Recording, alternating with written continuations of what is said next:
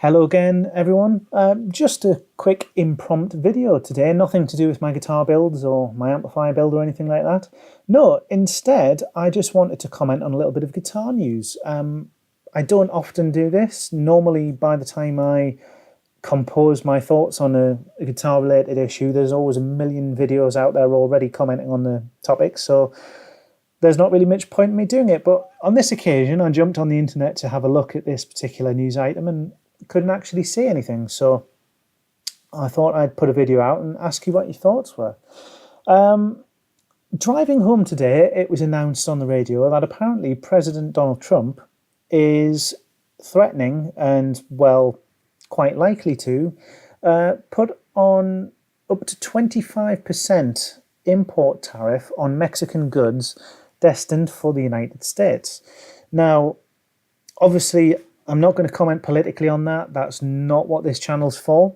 But after obviously expressing some slight concern for obviously anyone whose livelihood might be affected by this, my thoughts strayed to the Fender factory in Mexico. Fender are one of the biggest producers of musical instruments in the world, and the Mexican factory has been, well, part of their factory network for quite some time. The Fender Mexican Stratocaster, in fact, all the Mexican line of guitars, several of their lower end amplifiers, and indeed some of the other brands they own. And I believe some of the other brands that they do a little bit of manufacturing work for are all produced in this Mexican factory. And one thing about the Fender products in particular is that they've always been quite astute over the years of managing to hold each product of each particular quality level at an exact price point.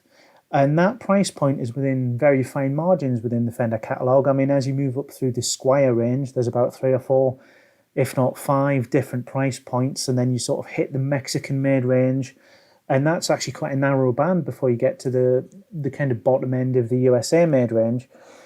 And that obviously set me thinking about, well, if there's suddenly an artificial 25% added to anything coming out of the Mexican factory, at least if it's destined for the USA, that's probably going to squeeze those Mexican-made instruments up to a price point where they're actually competing directly, if not possibly even more expensive than the USA-made stuff. And the USA-made stuff, of course, is always perceived to be slightly better quality. So that does call into the question maybe perhaps the future of the Mexican factory. And it's interesting because the Fender factory in Mexico is actually owned and run by Fender.